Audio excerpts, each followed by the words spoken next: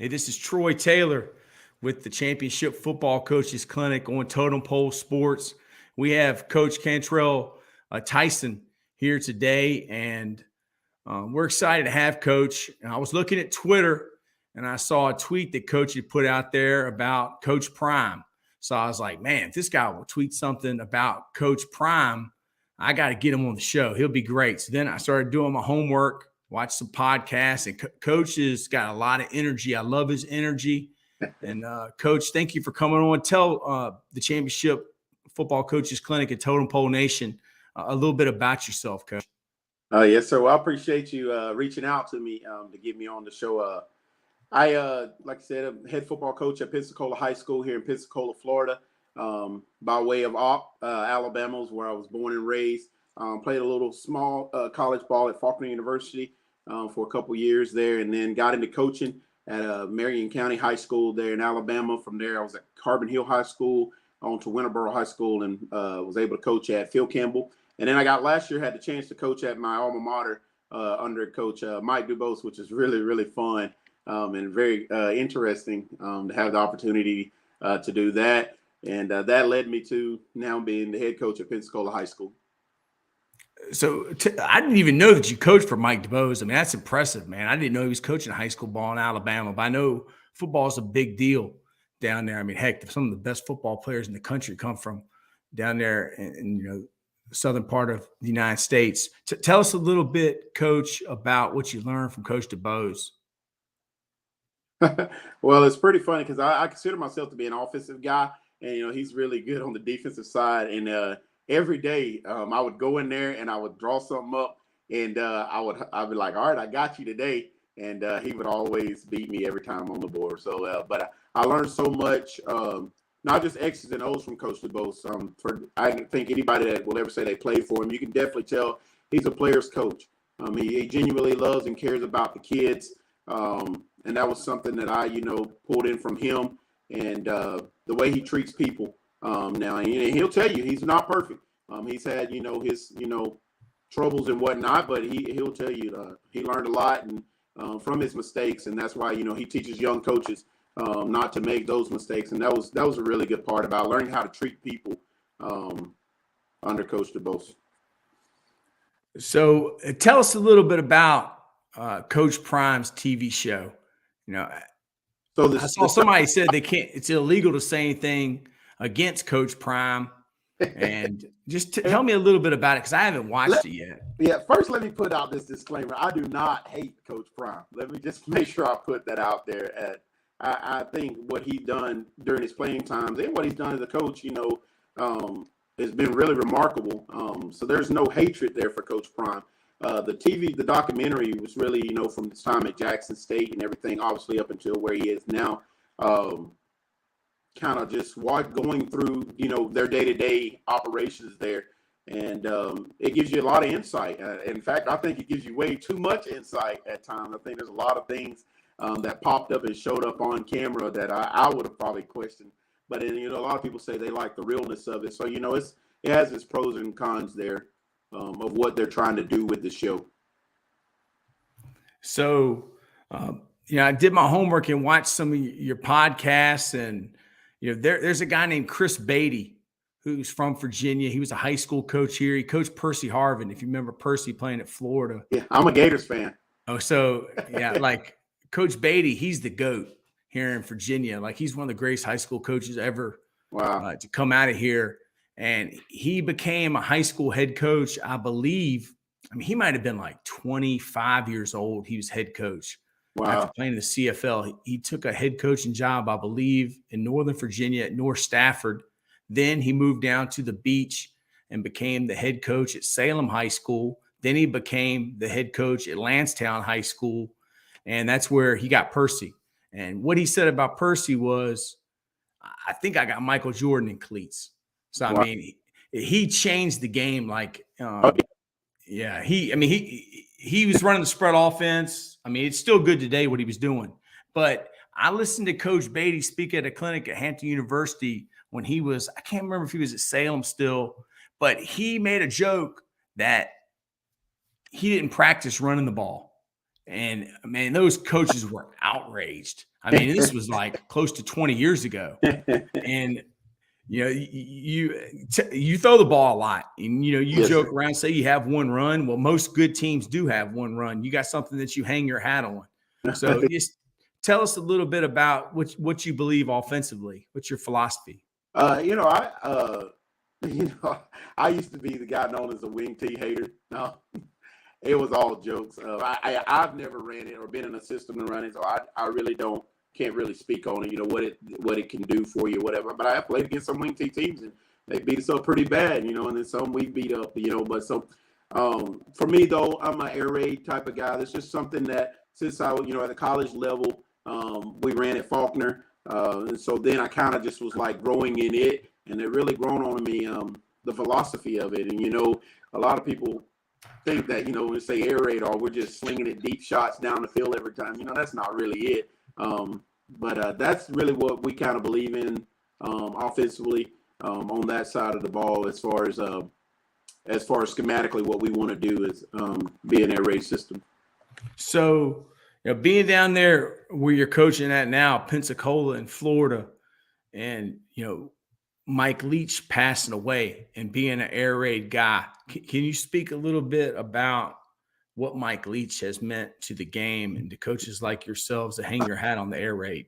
Man, I cannot tell you how emotional I was finding that out. I really just finding out initially just the sickness before that of his passing. And the craziest thing is I've never officially met Mike Leach, but I was sitting in the room last year when he spoke in Montgomery, and it was like my dream come true. There was two coaches in my whole life I've always wanted to be: Mike Leach and Mike Gundy. Ironically, two guys that run the air raid system. And so having an opportunity last year to just see him in person, and it's like a little kid meeting their like childhood hero. So I've always really studied him, and everybody talks about him in the Pirate and all of his interviews and everything like that. Those really kind of things that I really would watch and stuff by everything about Mike Leach. I got his book. One of my best friends sent me another book of his that he wrote for a birthday gift not too long ago. So him passing away, man, he meant so much to college football. His innovative offensive mind, and you can read the things from his players and stuff that it was beyond the playing field of him running mesh and everything. He actually cared about those guys, and so he really meant a lot to college football. It meant a lot to us younger coaches, probably more than he would have ever known and whatnot. But that was an emotional time for me, because that was someone that I really looked up to in the coaching profession. Yeah, me too. And, we didn't expect him to pass away. I mean, it was so tragic how it happened and shocking. Right. And just being a young head coach, you're 29 years old. You just took your first head coaching job. We had a podcast we did with a young head coach. He's 35 here in Richmond, Hermitage High School, one of the best programs in Central Virginia. And we have a saying, that I've always heard: everybody wants to be the head coach until you're the head coach. And I see that you tweet a lot about this. So, I mean, a friend of mine just took a head coaching job, and I think he's about your same age. And I told him, I said, man, you're going to learn so much. And he said, what do you mean? I was like, dude, it's like dog years. Like when you're the guy, when your name's on it. So can you just talk to the young coaches out there that, like, I wanted to be head coach by the time I was 25. I was immature. I didn't know what I didn't know. Right. So what can you say to the young coaches out there that want to be the head coach? Man, wherever you are, grow wherever you are. Take in so much knowledge. I mean, there's some things I still have 2 notebooks. I was actually going through those yesterday of things that I wrote down as an assistant of things that I would do when I became the head coach. And I can tell you right now, like, there's some things in there I would not do right now. And there's some more stuff that needs to be added to it. I would really say soak in everything that you can, man. Be of good service to the head coach you are right now, that you have right now, and really just learn. That's really what it boils down. Because and I will say this too, even though you will learn a lot, when you get in this seat, it's really not what you think it is. I'm so blessed and fortunate though to have an administration that I work for that has helped me grow while we're going with this, and I think they understand. This is my first head coaching job, and so where we are as a program, they're very understanding, and they know that I'm gonna make mistakes, and they've been right there every step of the way. And the key also is to have guys around you, staff around you that you fully trust and you believe in, and guys that want to help you grow as you help them grow. It's a two-way street.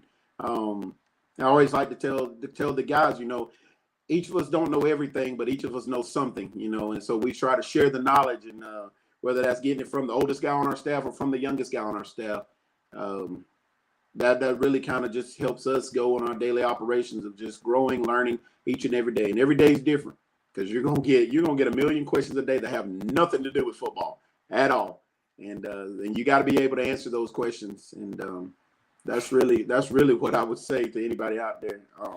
I'm gonna tell you a secret. I'm kind of secretive. I'm kind of to myself.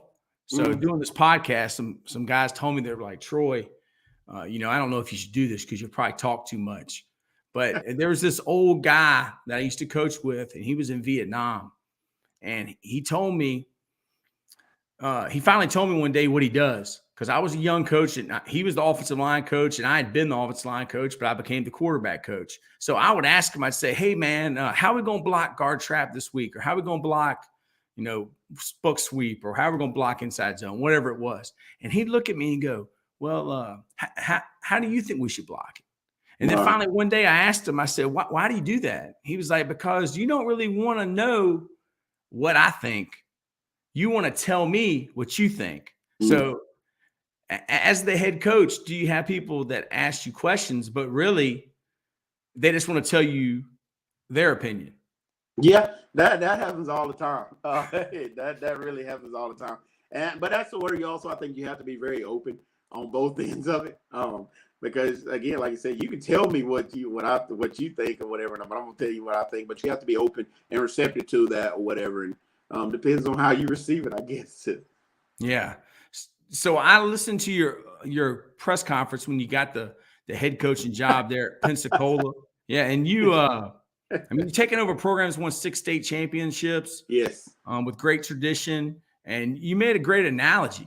I mean, I never heard of it before. I don't know where you got it from, but for Totem Pole Nation out there and the Championship Football Coaches Clinic that didn't hear what you said, can you tell us a little bit about that analogy you used about the $20 bill? Yeah, I got that from a guy when I was at a youth conference one time. He had spoken to something very similar, but he's a lot richer than I am, so he had a $100 bill. Oh yeah, I only had $20. Good, yeah. Hey, that was $20 I used in gas to get to my press conference.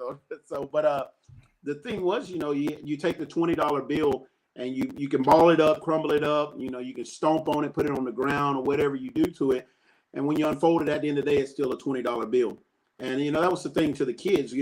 No matter what the program has been over, and this program has been through a lot. I mean, my senior class this year had 4 coaches in their 4 years of being in high school. And so, at some point they get a little bit discouraged and they think they lose their value of who they're supposed to be or who they can be. That was the biggest thing we had to preach to them, is that no matter what has happened, whenever at the end of the day, when you're unraveled, you're unrolled, you're uncramped or crumbled up, you still have value. You still have the same value you have.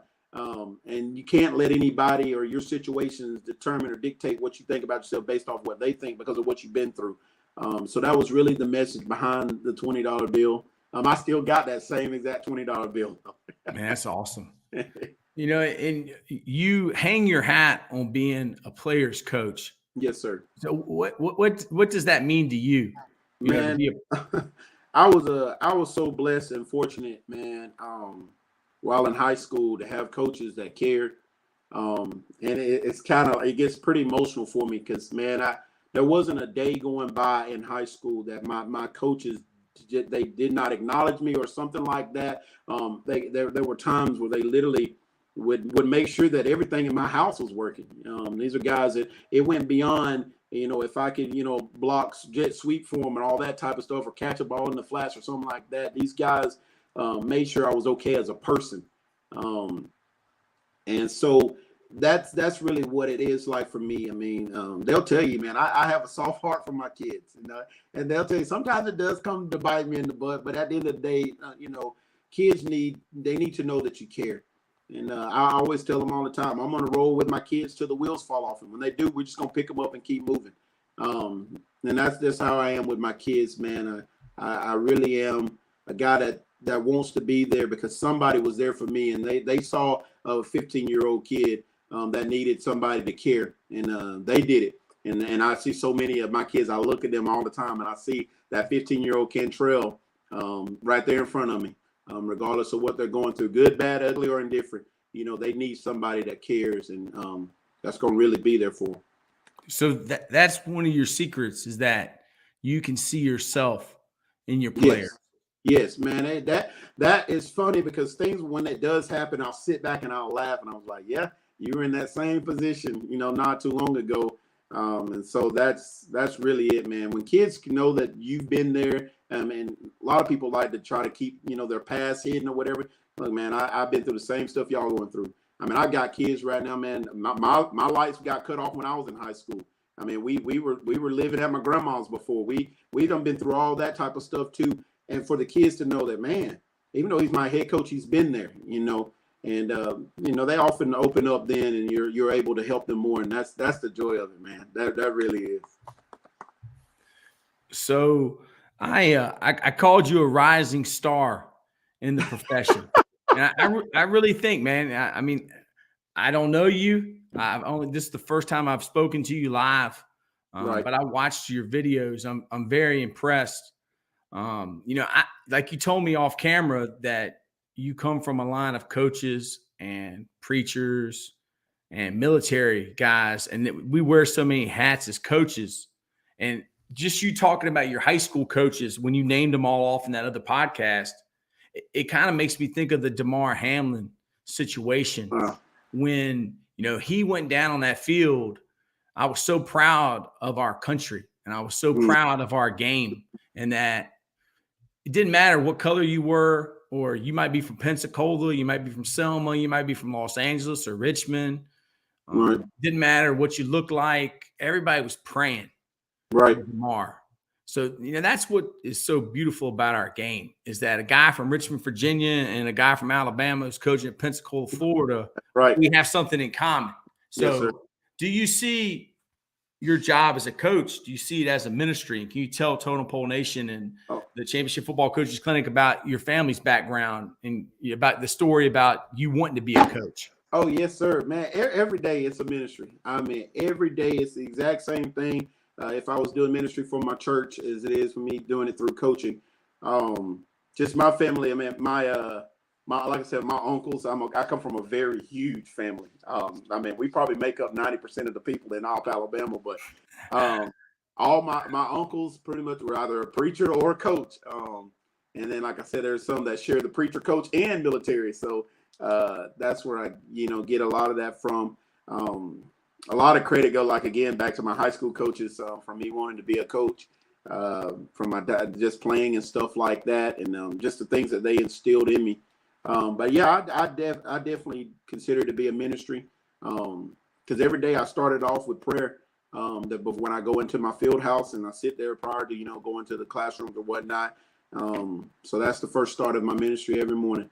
I like to tell people all the time. My mama tell me when I think I don't know anything, I know how to pray. So whenever things come up or rise up like that, I started off with prayer. And sometimes it's just a quick 2-minute prayer. Sometimes me and God just sit there and talk all day long. But definitely, man, it's definitely a ministry. It's a ministry to other people, but it's also a ministry back to myself. There's a lot of conviction, because if I feel like I treated someone wrong or done something wrong, then that goes back to me. And I need to get myself right, and all that stuff. So definitely see it as a ministry. I was 29. I was head football coach at Amelia County High School, which is it's a rural county west of Richmond, Virginia. And just thinking about when I was a young head coach, and I was there for a year, then I went back to where I had been an assistant at Meadowbrook High School, and I put so much importance on winning the state championship. And when you put, it's kind of like, I know you have to like Nick Saban. I mean, because you're from Alabama. but like he talks about the process, and so many people are worried about the end product or the results or the score or how many offers they have. Do you? I mean, I told my friend that it feels a lot different when you lose and you're the head coach. So, and you talk about on your Twitter putting so much pressure on yourself. Yeah. I mean, is it pressure for the results? And is that something that you're working on? Yeah, I mean, I'll tell you, going, I left off, and last year we were 9-3. And the year before that, I was, like I said, I was at Cantrell High School, and we went 7-4. So I was used to getting to the playoffs or whatnot like that. So it really became, when I got the head coaching job, it was like, okay, I want to be so successful at this. And I was trying to, and honestly, it was the point of wanting to almost please people and forgetting about myself and my health and all that stuff. And probably the reason why I had a stroke during the season this year. Yeah, you got to talk about that, Coach, because I forgot about that. Yeah, I'll get to that.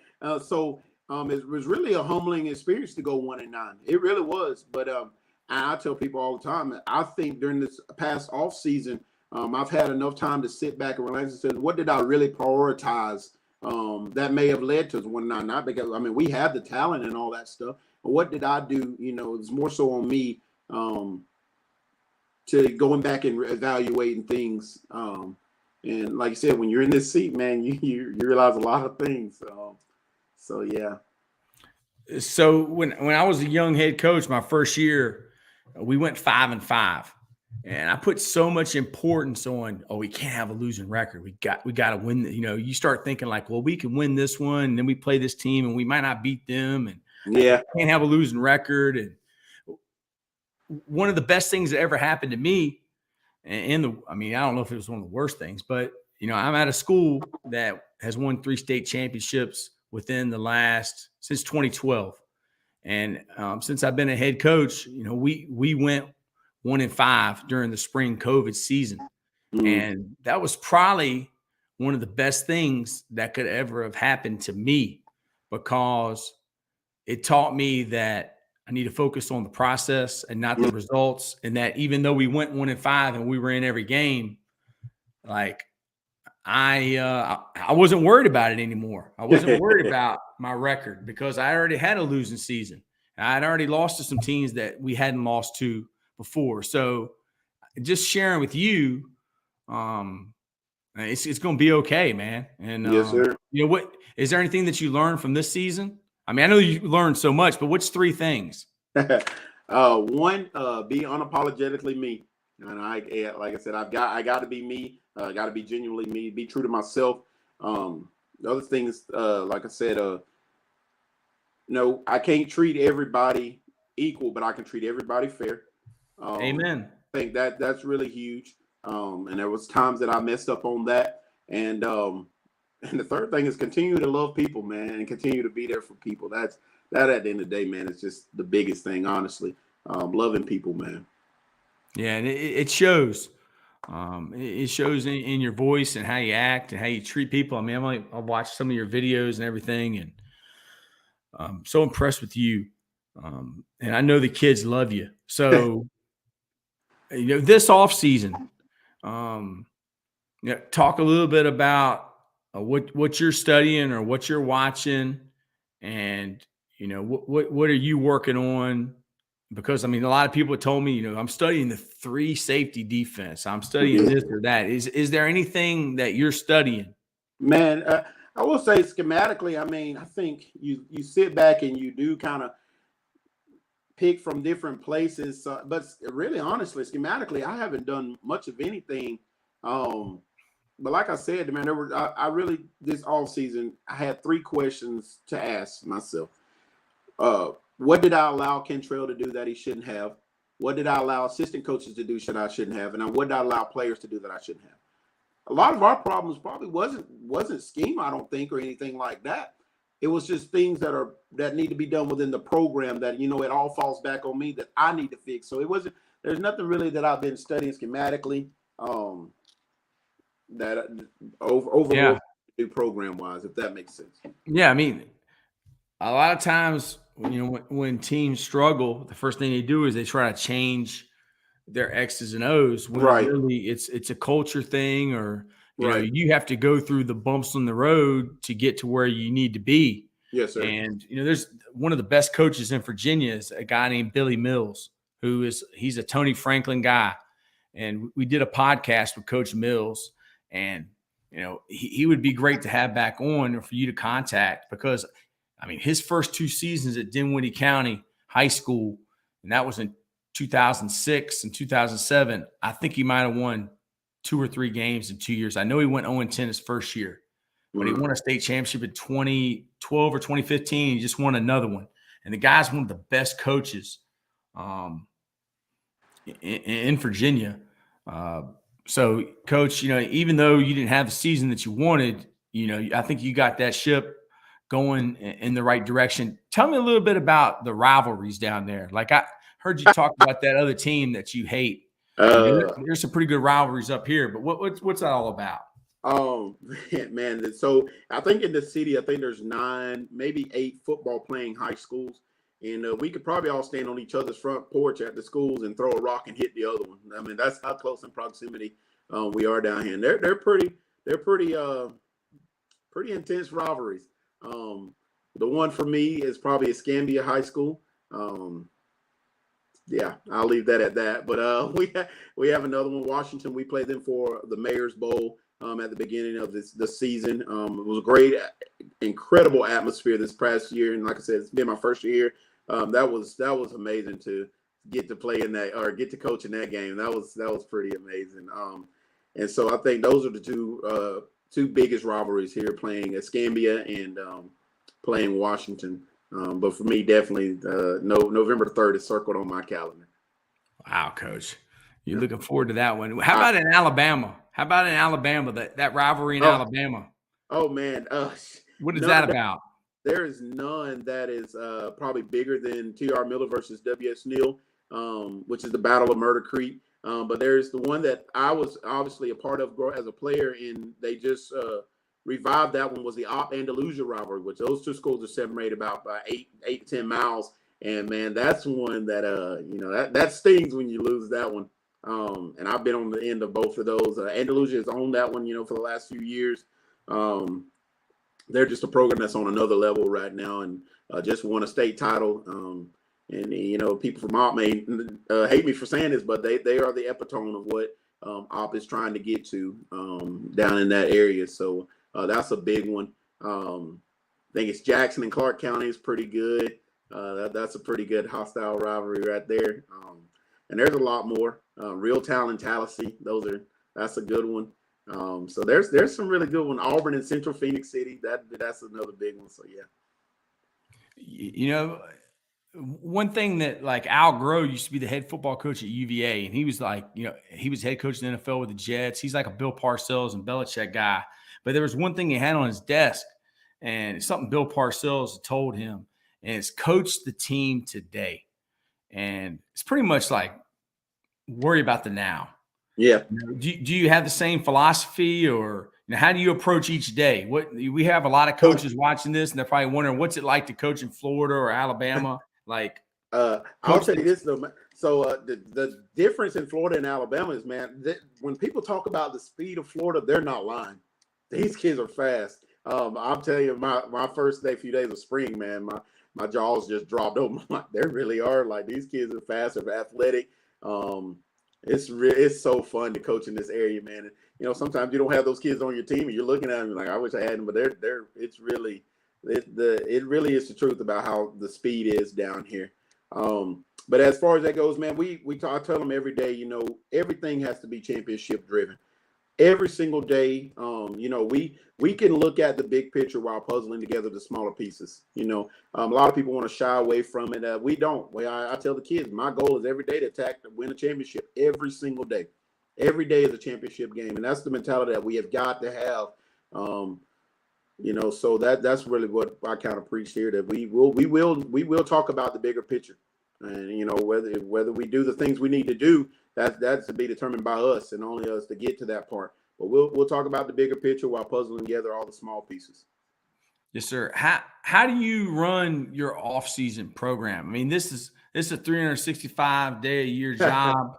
I don't know what the rules are down there, but like, what's a typical week like for y'all in your off-season, like right now?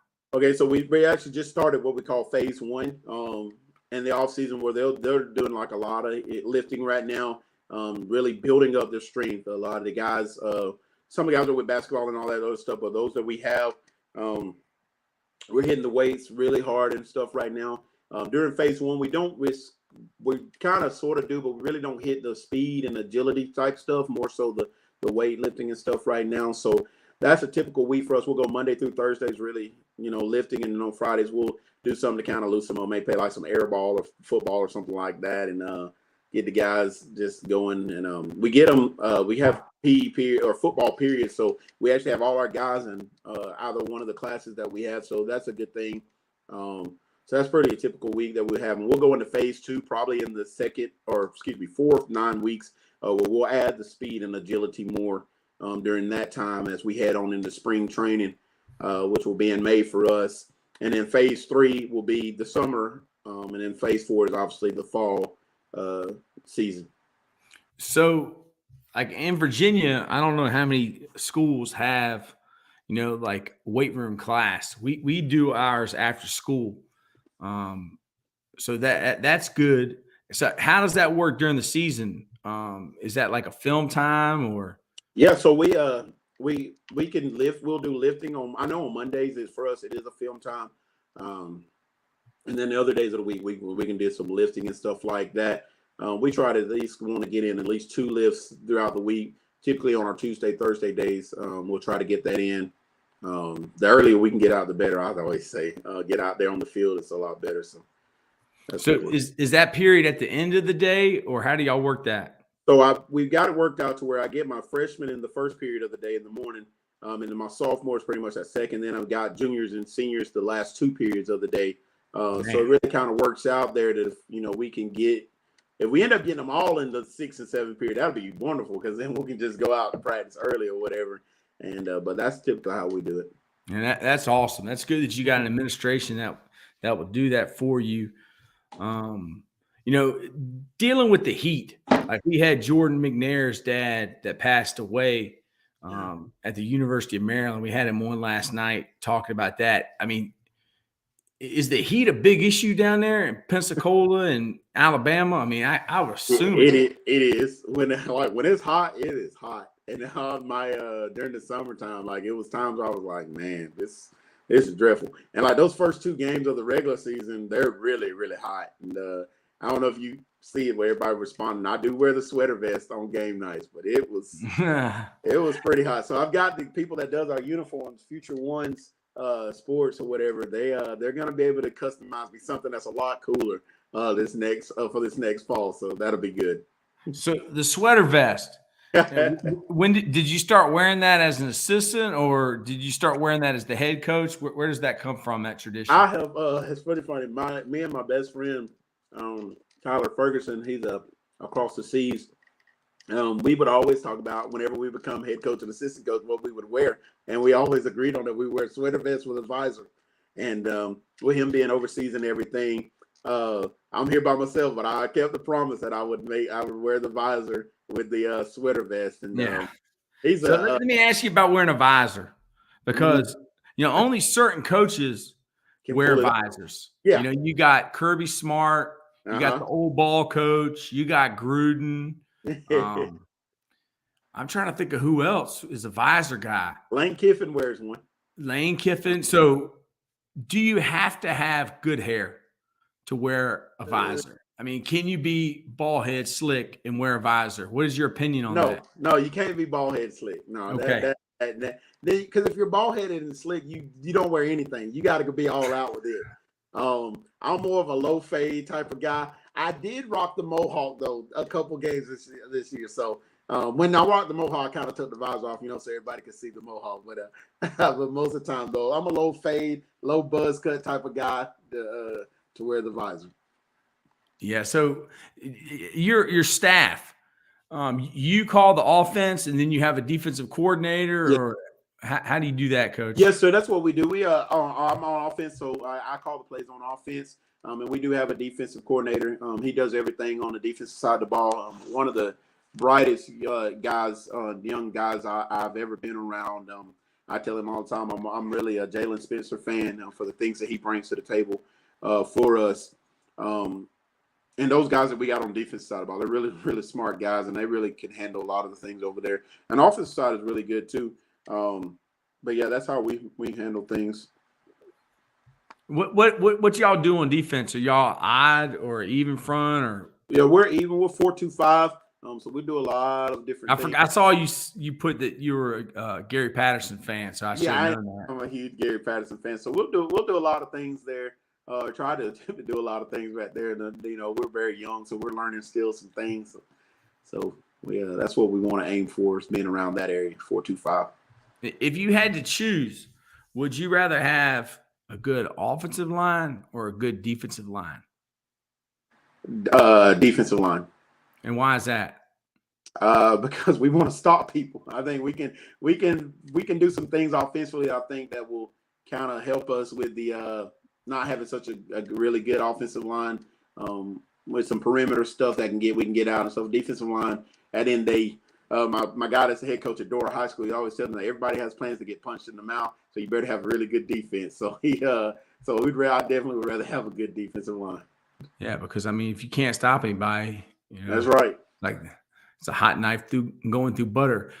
So the teams that are in your league, I mean, is everybody spread? Are they 11 personnel? Is there wing tees? Is there options? What's y'all face with your schedule?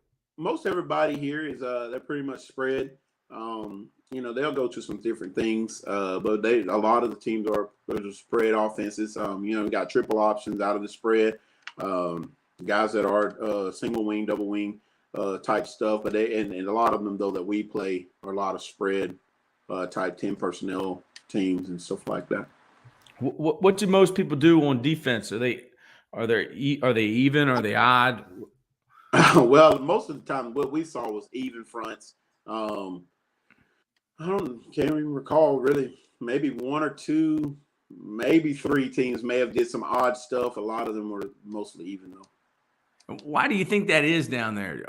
Are people copying a certain team? Because I mean, it's a copycat league in the NFL. People copy people in college. No, I really couldn't tell you. I'm still really trying to figure people out. Like, I've gone back and watched all our tapes maybe a million times, but I don't really yet know why is it just leaning just toward that certain way down there. Yes. So you're from Alabama, Nick Saban, and now Hugh Freeze, the head coach over there at Auburn. I was a little upset when Auburn fired, Coach, what's his name, Coach? Arson? Nah, before him, Coach, our high school guy. King Chizik. No. Gus Malzahn. Gus Malzahn. Yeah, Gus Malzahn. Yeah. They fire Gus, and now that they bring Hugh down there, who's a former high school coach too. Do you think that former high school coaches, do you think that they translate well to college? Because I mean, there's two guys that were two of the best in high school, and they're coaching in the SEC. What do you think about that? Oh yeah, man. I think they can. I mean, I'll admit I have no desire right now to coach college. But I think there are some guys out there that can legit do it at the collegiate level. I mean, again, I still think it's still about, growing and learning and everything like that. I mean, every guy once was a guy with no experience. So, we were all there with no experience at some point in our careers. So I really do think they could. I think you can be very successful going from high school to college. The new offensive coordinator at UNLV, I don't know if you know him, Brendan Marion. Yes. Yeah. He was the offensive coordinator at Howard, and Coach Mike London was the head coach at Howard, and he's the head coach at William and Mary. He hired him for being, high school head coach, and now he's taking that go-go offense. So I mean, it's not, you know, the air raid, but I mean, it's shotgun and it's spread out, and it's you know, it should be fun to watch. So what do you know about Coach Marion's offense? You know anything? Man, I can tell you what, when I first started, you know, I even had some conversation with him when he was just a receivers coach and stuff like that. The guy he's pretty smart, man, and the things he does offensively, it's going to be pretty fun. Vegas is going to be pretty fun football too, instead of, you know, gambling or whatever they do out there. Sin City. So who, like, is there? You had so many different high school coaches, you know, that touched your life. Was there one in particular, or is it just all of them? I have a coach. He's the office coordinator at Hewitt Trussville, Coach Juan Johnson. Man, I tell you, it's so funny. We actually have a picture when he was coaching me in high school, and he was wearing a dress suit, kind of like dressed up look. And I always look back at that, and I wanted to be just like Juan Johnson. He will probably never know the impact that he had on my life. And I'll tell you, to that point, going through school, I had never had an African-American teacher, never had an African coach. And when I got to being a freshman and I had one, it was like, this guy, he's me. And I wanted to be just like Juan Johnson. I'll tell you, to this day, there's so many times I want to be like Juan Johnson when I grow up. And man, I really cannot put it into words, the impact that he's had on my life, and that he still does. He checks in with me all the time. And then if I say something stupid on Twitter, he'll let me know, you know. But he genuinely cares about me. And I mean, I'd give him the shirt off my back, man, any day. Yeah, definitely Coach Juan Johnson. That's awesome. And, you know, I've heard, I don't know if it was on TV or the internet, but the importance of having more African-American teachers, you know, that kids can relate to. You know, how does that happen, like in Alabama? Man, you know, I've never even been to the state of Alabama. I don't know what it's like where you're from, but to never have a black teacher, man, it's like, I'm from Richmond, Virginia. So one of the schools I actually coached at early on in my coaching career had the group. When I got there, that senior class had never had an African-American teacher or educator. And man, I think diversity is such a huge thing, man, because and my biggest thing is this: you cannot continue to tell people or kids that are from the hood or from the, you know, the other side of the railroad tracks, as I always say, or, you know, down in the apartments or whatever. You cannot continue to tell them that they can make it out of here and be verbal. You've got to put people in front of them that they see that are from where they from. Like I said, I was living in the projects, you know, like I said, our lights got cut off, whatever, you know, all that stuff. And when you put those type of people in front of those kids and they can actually see it, they say, now I believe you, because I know, you know, Cantrell used to live 5 apartments down from us, and, you know, he went to college, you know, he became what he wanted to become. He lived in the dream. So I really believe, man, diversity is such a huge thing, and it's on both ends. Having, you know, African Americans on your staff or Caucasian Americans on your staff, at the end of the day, just having good people from all walks of life, from all backgrounds, is so imperative, I think, to the growth of young people. That's so much needed in the coaching profession and just education in general. From the elementary level on middle school all the way up to high school, man, it's so imperative that happens. And because, I mean, it's so, I think it benefits a lot, man. It really does. Are you familiar with the saying of Billy Graham? You know, the televangelist, we talking about coaches, like that a coach can have more of an impact in 1 year than a preacher can have in like a lifetime, because you touch so many different kids in the classroom, on your team. Right. And I mean, and in our program, like the school that I'm at, is where I went to school, L.C. Byrd High School. You know, our principal, her mission is like work hard, play hard, and take care of each other. So we have like 3 things that we want to accomplish. We want to change lives. We want to help get kids to the next level, help others get to the next level. Right. And then 3, compete for championships. So like that's what we're trying to do, change lives, help others get to the next level, whatever that means, and then compete for championships. Do you have something like that you hang your hat on, or you might have already said it?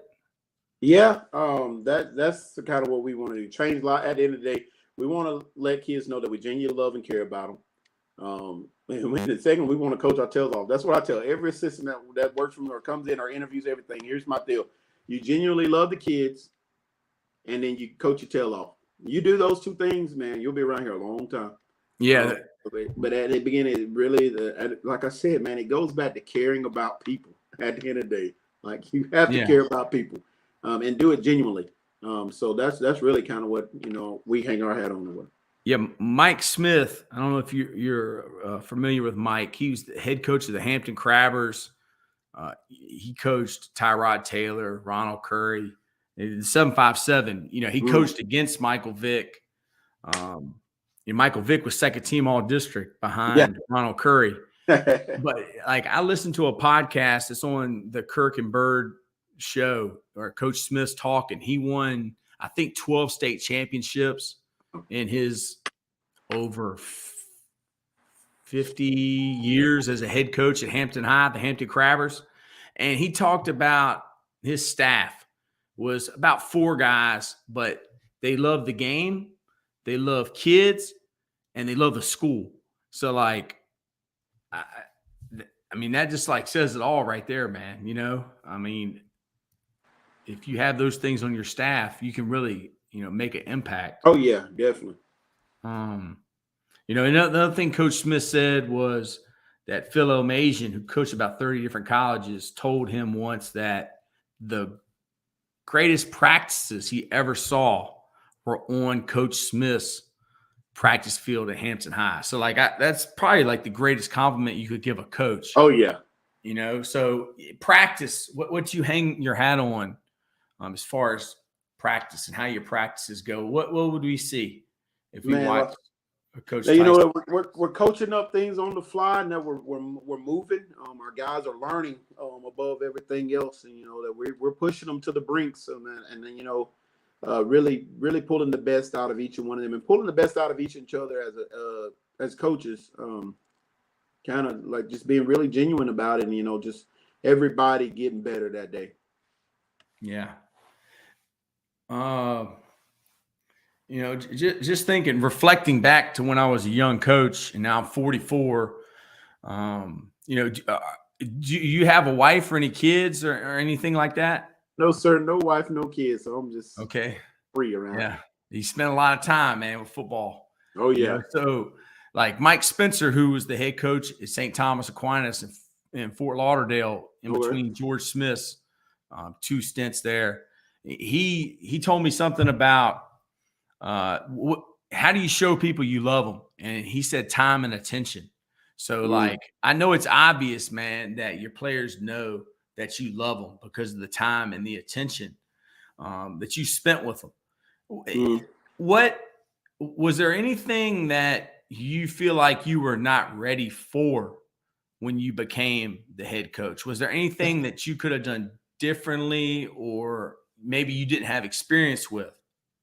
The 1.5 million questions that have nothing to do with football. That's like, so what are some of those questions that had nothing to do with football? Like booster club assembling and all of that stuff. That was I knew that had to be done, but I didn't, think I had to be that big of a part in it.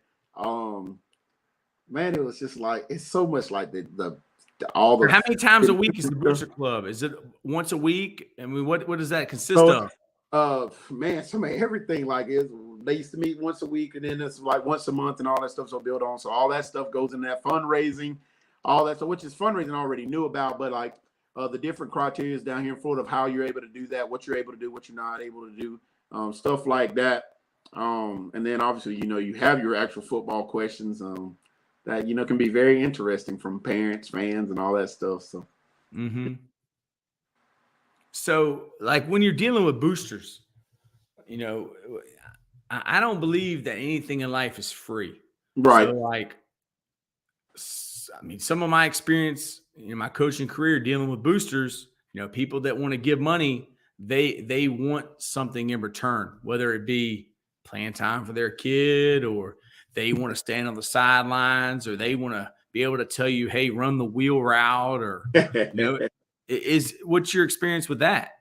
I haven't actually had that problem. I've had some been fortunate enough to have some guys that have helped out, some ladies that have helped out with stuff like that. So I haven't ran into that yet. So okay, right on. That's good. So the gentleman that you took the picture of in the uniform that passed away, was he one of those boosters? No, he was actually whenever when I first met him and everything, before his health started to decline and everything like that. Man, Mr. Purcell, he absolutely loved the Tigers, man. I mean, he would call every day just and he would say, Coach, how's my Tigers doing? I'm just checking on them. And that was really incredible, the relationship that we built from when I first met him. He told me about his story. It was shortly after my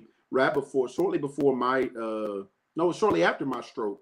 Yeah, tell us about the stroke. I mean, you're so young. You're 29, but that happened to another friend of mine who he wouldn't get home till 10 p.m. at night from practice. Yeah. And in the off season, like, how does that happen, man? So I was actually coaching. We were coaching in a game. It was a game that got moved to Saturday. And for some reason, all that morning, my head just kept hurting. I knew I had a headache, but it was one of those headaches. I was like, yeah, something like this is like not a headache. But made it through the first half.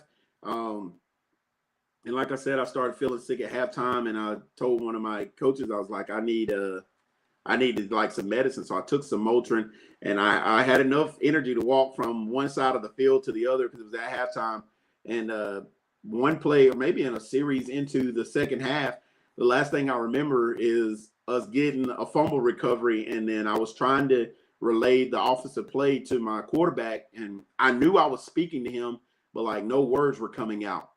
And but I kept mouthing it because I knew in my head I was saying them, but I knew I didn't. And he was and that was the last thing I remember, was seeing him like asking me what was I trying to say, and that was that. So they took you off the field during the game? Yes, sir. So they were trying, I guess when I went unconscious or whatever, they were doing whatever they needed to do. And when I woke up inside the ambulance, and they were putting all types of things like stuff in my arms and like needles and all this other stuff, machines and stuff on, and like we can laugh about it now. My SRO, they were asking her, if I had drank anything, and my mom was like, no, I haven't drank any alcohol or whatever I was telling them, but they were able to get me to the hospital and then do the little clot buster procedure and everything. And I spent 6 days in ICU where I regained like my strength and being able to walk and all that stuff. And so.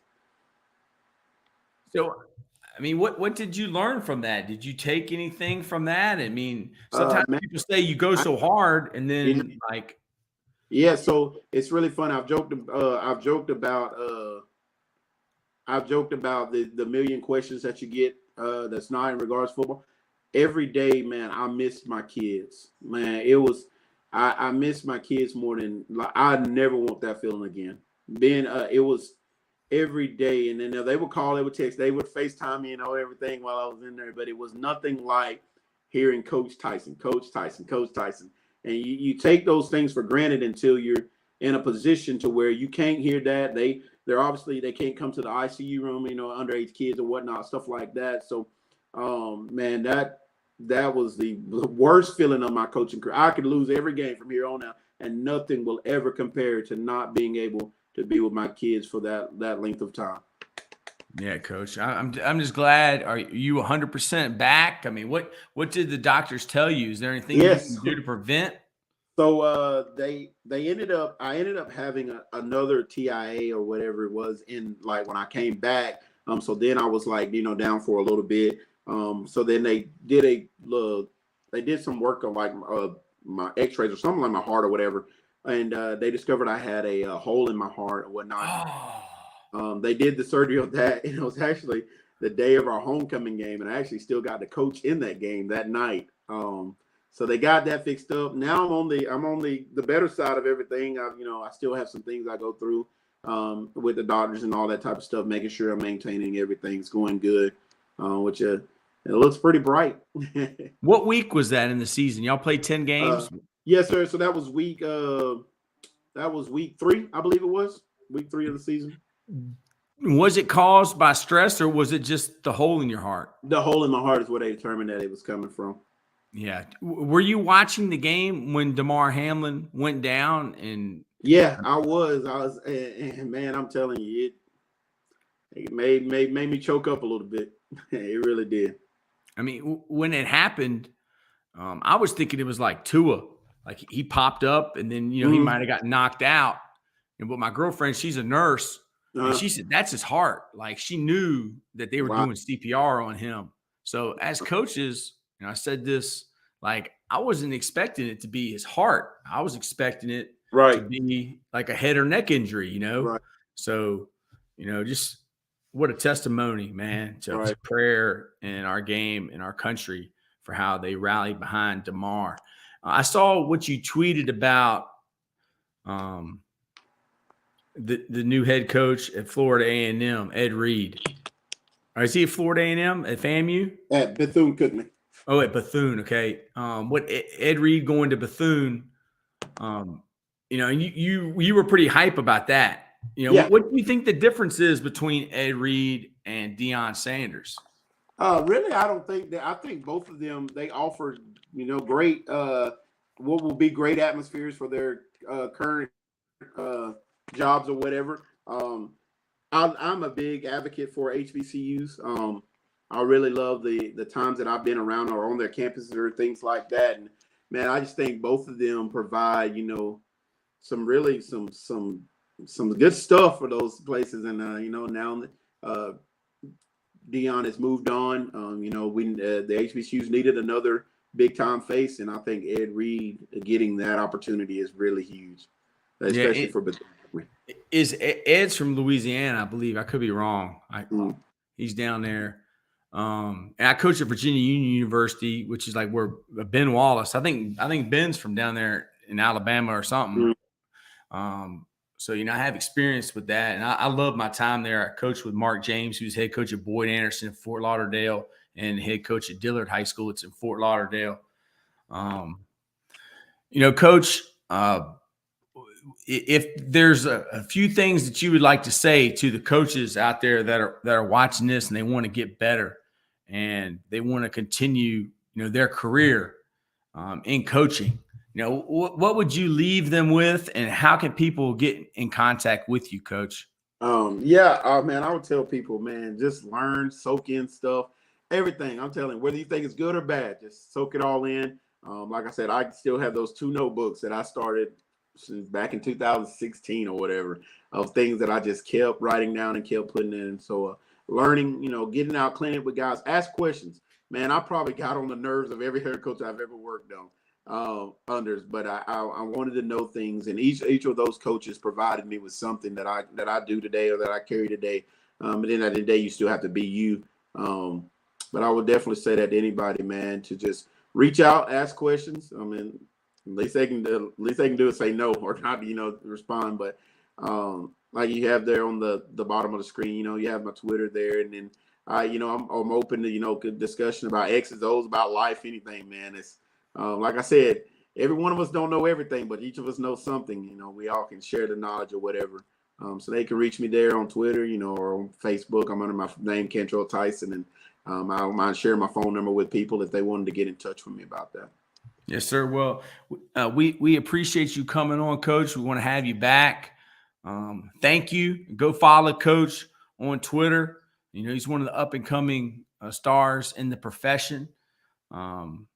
So, Coach, have a good night. This will be on YouTube. It'll be on Twitter. Everybody comment, and subscribe. And we appreciate you, Coach. You have a good night, my friend. Yes, sir. You too, Coach Taylor. Thank you. Man.